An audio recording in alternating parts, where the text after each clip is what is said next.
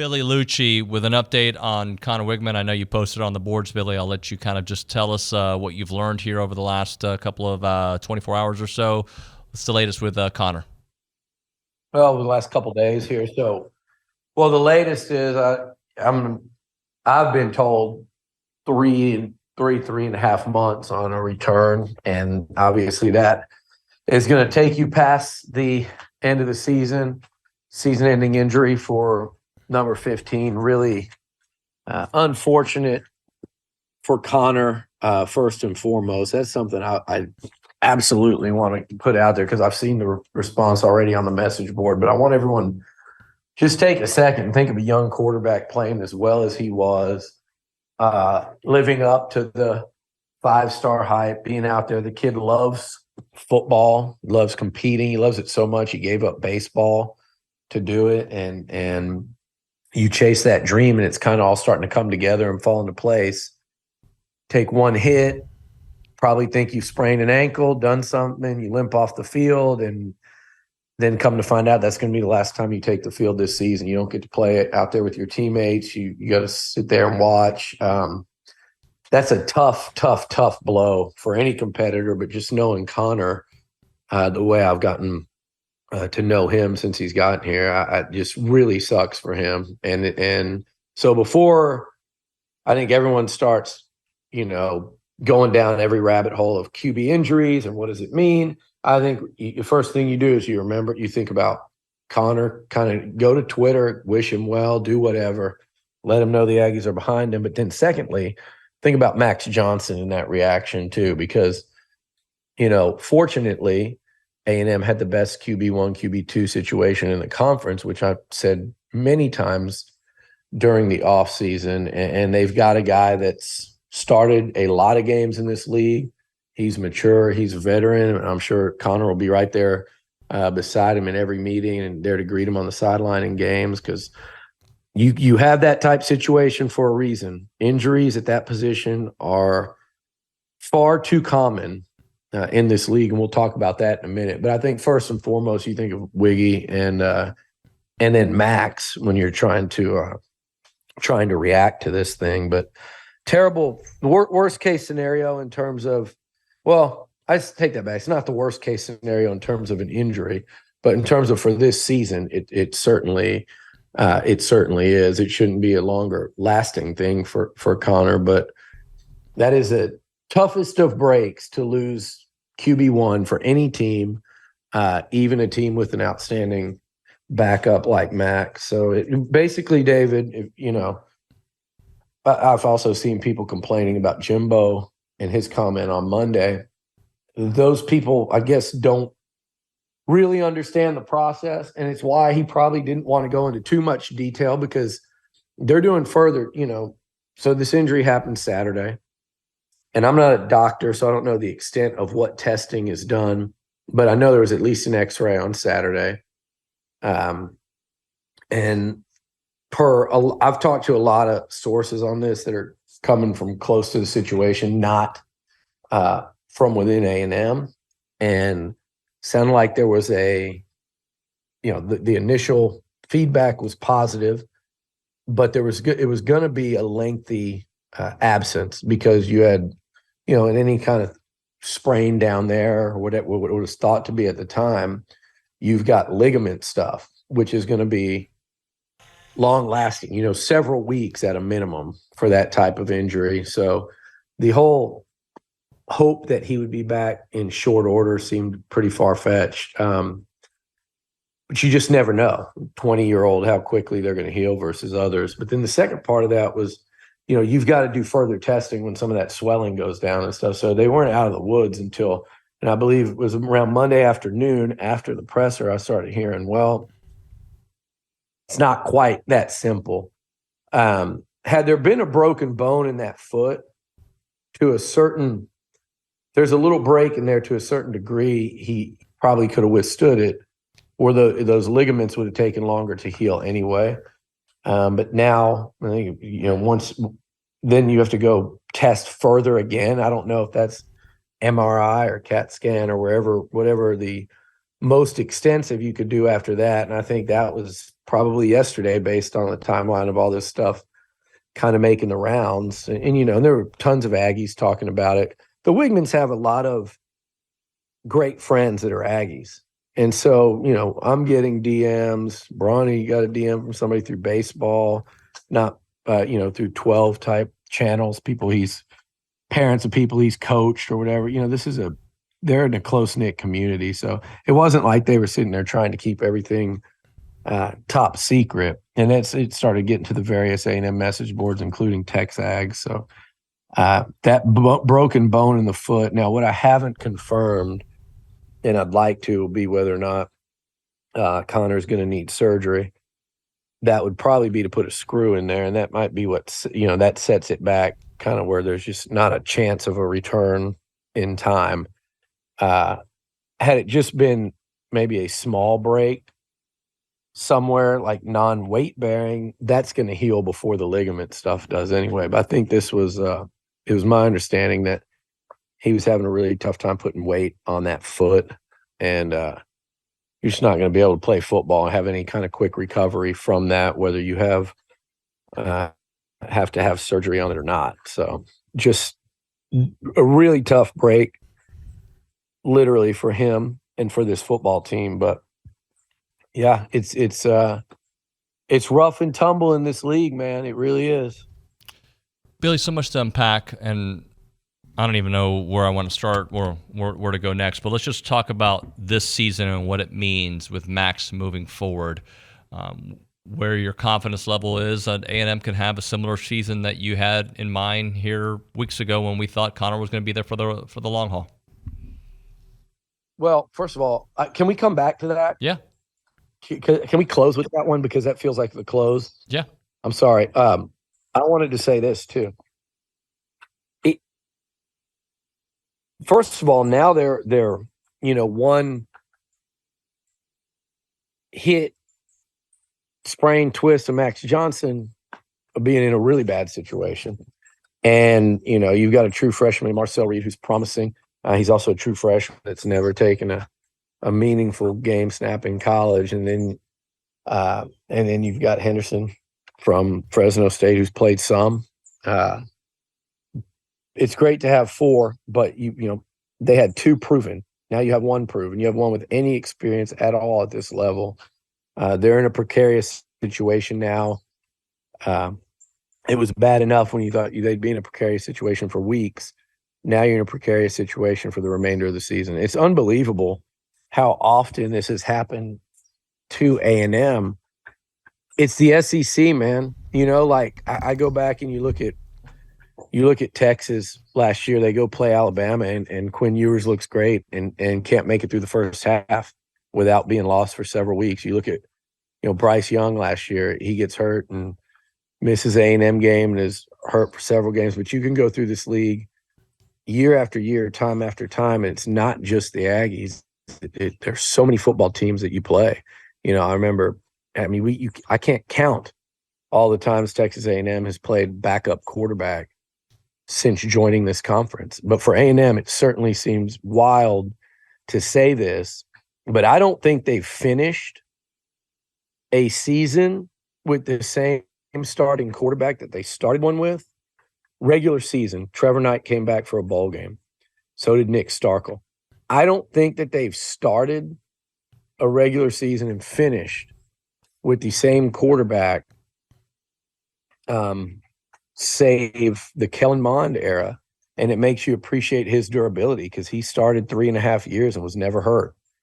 But outside of that, since Johnny, you went Kenny Hill, Kyle Allen in 14. In 15, it was Kyle Allen. Kyler Murray took over. He gets hurt in his second start. Kyle Allen comes back. Then you had Trevor Knight, took him to the number 4 in the playoff ranking. He's lost for the season against Mississippi State. Comes back for a bowl game, but he was knocked out and done. The following year, it's Nick Starkel, game 1 against UCLA, literally first game. You play a true freshman in Kellen Mond. He never gets hurt again. Kellen, again, pretty remarkable when you start to put it this way. And you come back in 2020, and down goes 20, and down goes Haynes King. Or 21, Haynes King goes down in game 2, second game of the season. Zach Calzado, who was also lost to the point that twice you had to put a walk-on in at quarterback against Auburn and Alabama, 2 SEC games. You put a walk-on on the field.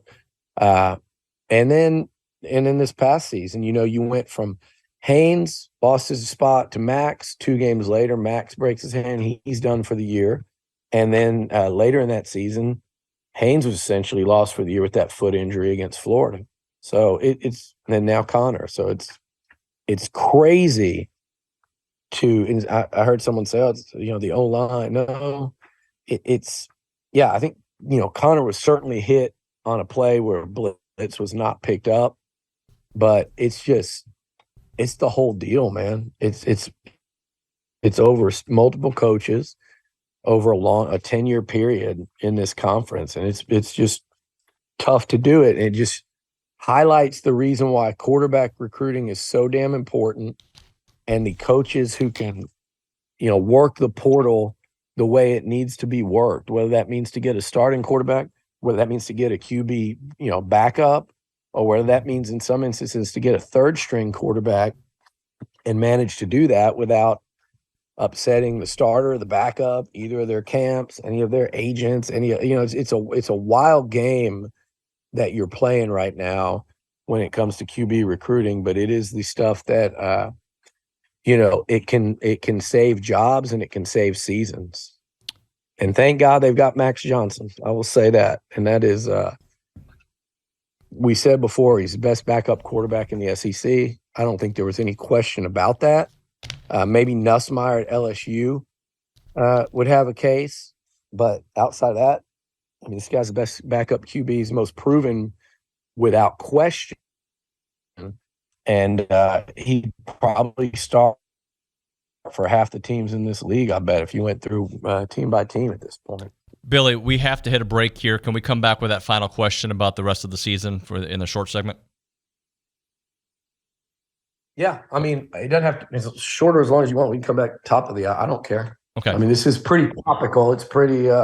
Let's keep it going then. We can push everything back. We'll come back with more with Billy Liucci here on TexAgs Radio. By Billy Liucci here on TexAgs. Billy, we left it last segment, but I guess we can reset it.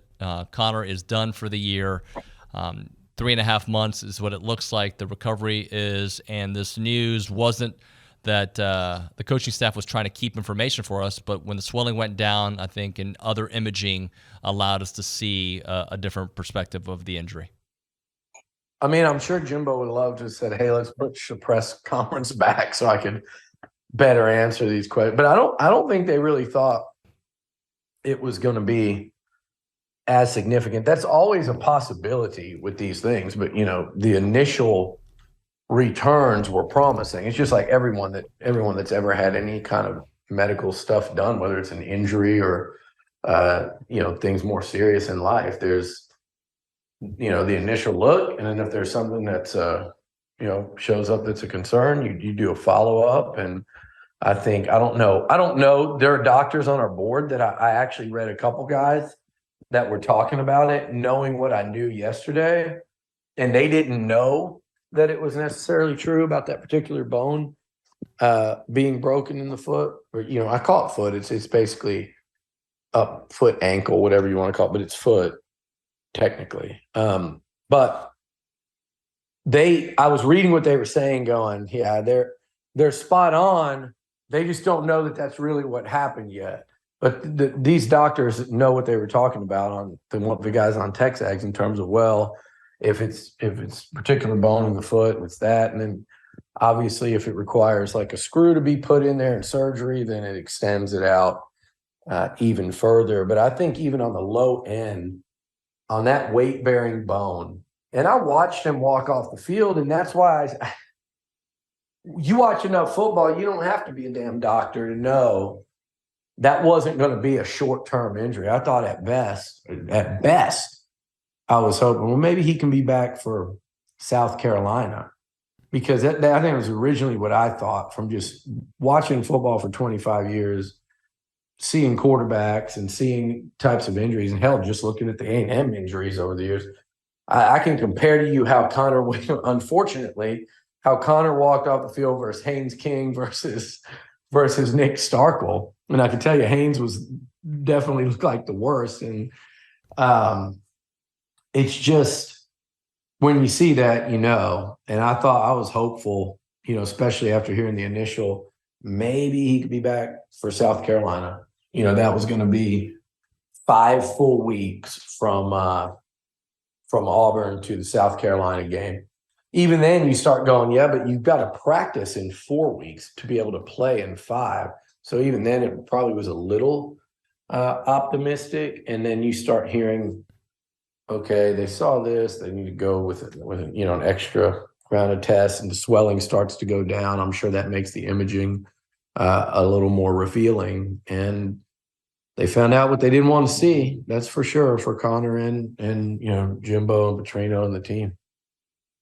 Talking to Billy Liucci here on TexAgs. So earlier we were talking, what does this mean for this particular season? How far can this team go with Max Johnson? And obviously I know we're an injury away from being on number 3 and 4 quarterback. I understand that, but just for where we are right now. Well, and let me say this about an injury away from where it's just going to be tough to go out and win SEC games. Let's be honest.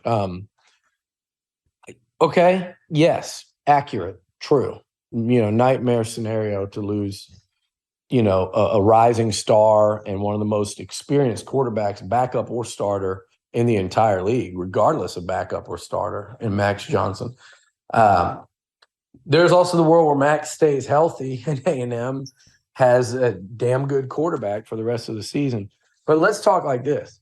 Let's look at the teams A&M plays in this league. What happens if Mississippi State were to lose Will Rogers? What happens if Arkansas in the first quarter were to lose KJ Jefferson?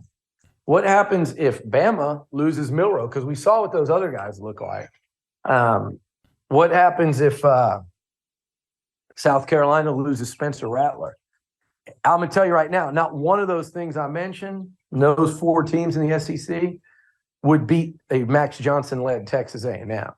So it cuts both ways if you want to sit here and kind of speculate and play that game. Now, Ole Miss would have Spencer Sanders, and LSU would probably be in the best position because they over there in Baton Rouge, they love Nussmeier. Billy, can I interject though? Yes, yeah. 1,000%. But unfortunately for us, we have a propensity for seeing it happen often.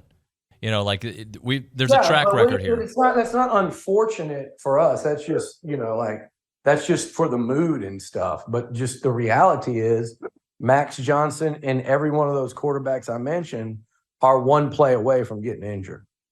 That's just the reality. And I mean, it is what it is. So they're going to go into battle with a guy.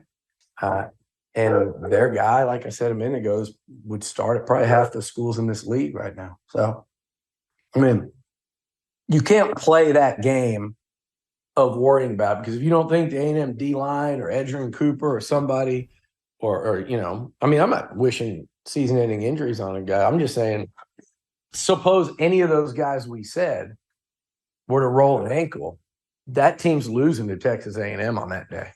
It's just, so yeah, all those schools are in a situation now where without the starter, they're in trouble. Well, with A&M without the backup, they're in trouble. The difference is this: after Max, A&M's got, they're in a very tough situation. That's not a knock on Henderson or Reed. It's just the reality of experience in this conference and what a lack of it will do to you at the position. So I'll say the same thing for Tennessee with Joe Milton, and they've got a 5-star number 1 or 2 in the nation quarterback there. Well, guess what? He hadn't taken a meaningful snap of college football. So it's the same thing. If A&M goes in there and Joe Milton rolls an ankle, I'm taking Max Johnson over a 5-star true freshman that hasn't played any day of the week. But A&M's hanging on by a thread at the position, there's no doubt. But what were you saying about Max? Well, in the last segment. Just long term. I mean, this is a guy you can still accomplish most of what you set out to do this year at quarterback. Listen, you're absolutely right. And they knew that prior to the season. They knew that during fall camp. They knew that in the spring. They knew how important it was. And like Max said, he never thought about transferring. But that was certainly something, if you're running a proper program, that's probably was your biggest fear, concern, all of that during that offseason was you couldn't lose either one of those guys to transfer to the portal. It would have been quite literally the worst case scenario. And credit them for going out to Fresno State and getting a quarterback with some experience to be QB3, who's now, QB2. But, I mean, Max Johnson was one of the most important keeps of, when you're talking about portal, this guy left, that guy left, I always said it was about the guys you kept. But we're really talking about guys like, Walter Nolan, Shamar Stewart, LT Overton, Bryce Anderson, all these guys from that recruiting class, Dewberry, Naboo, that were so highly regarded, Le'Veon Moss, Evan Stewart. What no one talked about was the importance of Max Johnson not going. And again, to his credit and in fairness, he said he never even thought about it. But it's still, that possibility exists when a guy doesn't get named, QB1. So they had a great backup. And now they've got a starting quarterback that I'm thinking about the SEC, David, and who in this conference has started as many league games as him? Probably Jaden Daniels by now, perhaps. Maybe. I don't know, though. Probably not.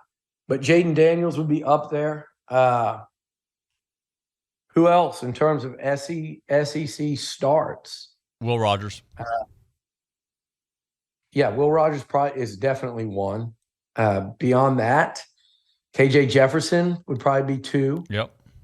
I'm not sure Max wouldn't be 3. And I'm sure I'm forgetting someone we don't, as live radio, somebody in the back can be looking it up and fact check me. I'm sure Dalton can figure that out real quick. But the point is the point, whether he's 3 or 4. Your starting quarterback is now one of the most experienced signal callers in this league. And here's the thing. Experience is great. It doesn't move the needle with me as much as production. And we've talked about Max. Like, he's beaten Auburn. Now he's beaten them twice, technically. He's beaten Florida. He's gone in the swamp in the shoe throwing game in 2020 when Florida was sitting there ready for a playoff spot. He beat them. He lost a final possession game in Tuscaloosa, where he's been there in that atmosphere, in that environment. He has beaten Arkansas at Jerry World last year. He beat Miami at Kyle Field. He beat Ole Miss, where he threw for like 350-plus yards in a game. So he's gone into Starkville and won. Man, this is exactly what you want when something like this happens, to be able to turn to the next guy and it be Max freaking Johnson. So that is and we've already kind of gone through this conversation because we knew it wasn't going to be an immediate return for Wiggy. So we've kind of already talked about this, but now it becomes that much more real. But they got to figure out, look, I've heard people complain and say, it's the O-line, That's why. On the particular play, yeah, it was. It was a complete whiff of a blitzer and a block.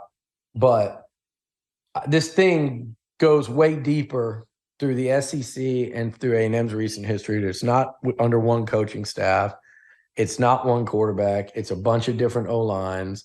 There's been good O-lines it's happened to. We've had injuries to quarterbacks running down the field. We've had injuries to them sitting in the pocket.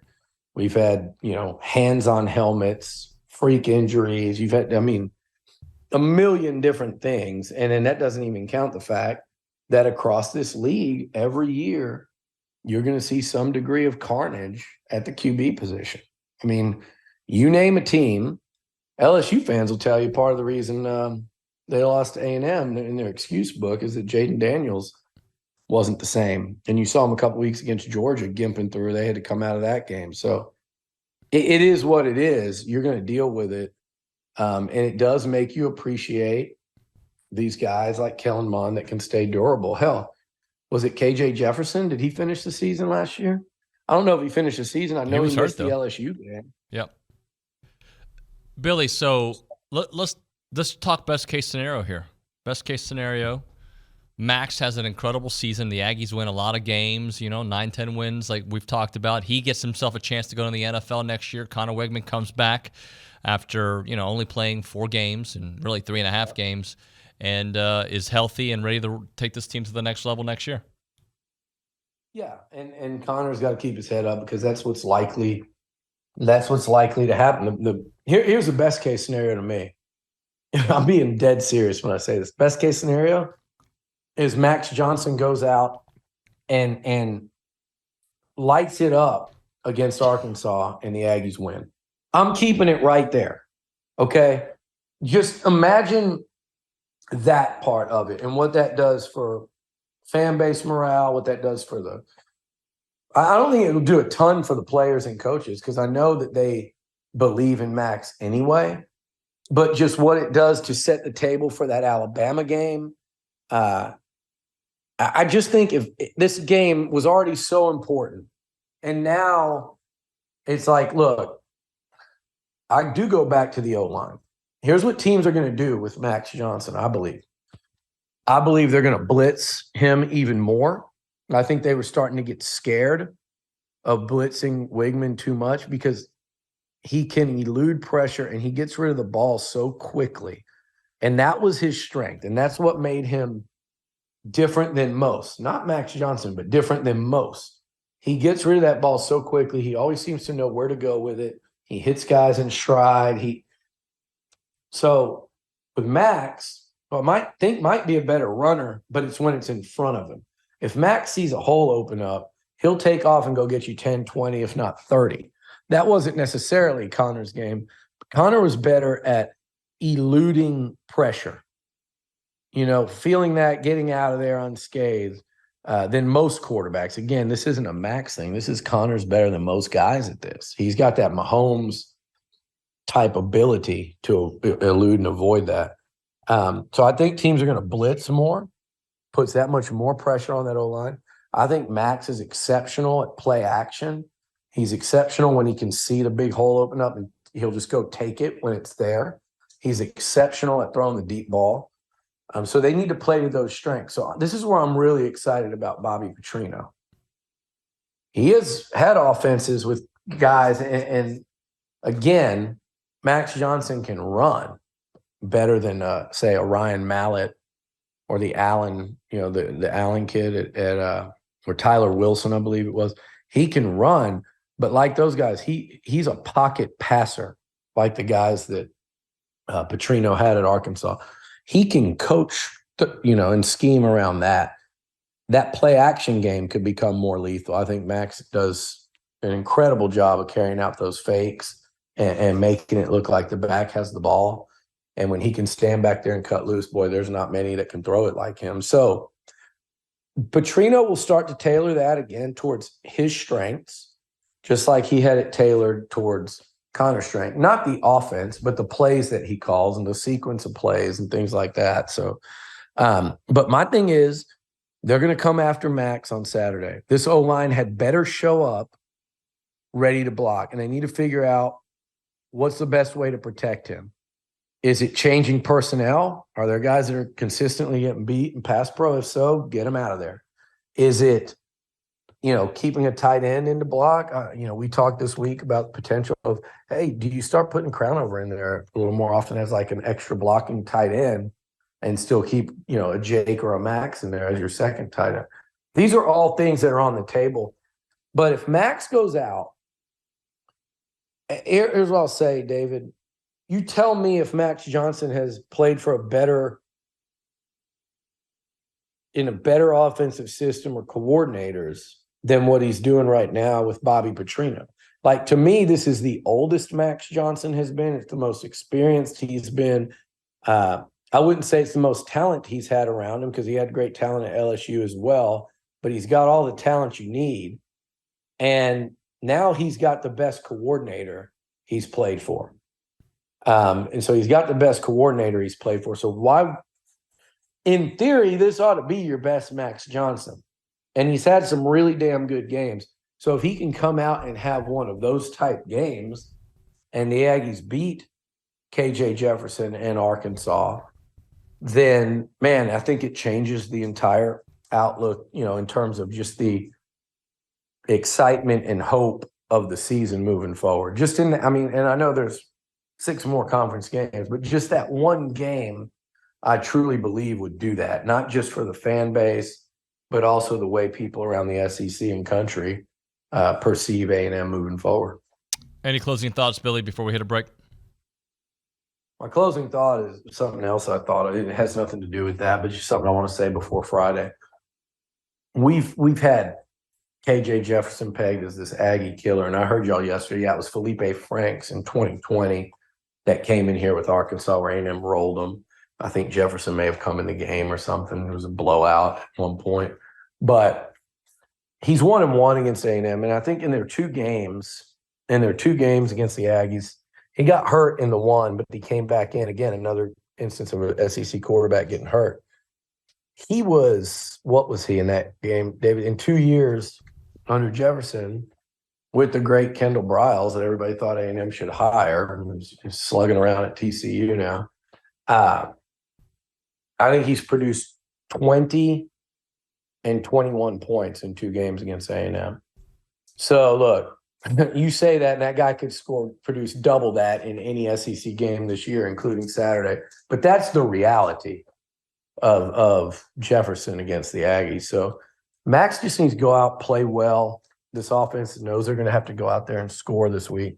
But I think it all comes down to we're talking quarterbacks today. But I think Saturday, whether A&M wins or loses, is going to depend on 2 things entirely. Keeping KJ Jefferson relatively contained in that pocket and that Aggie offensive line playing a good football game.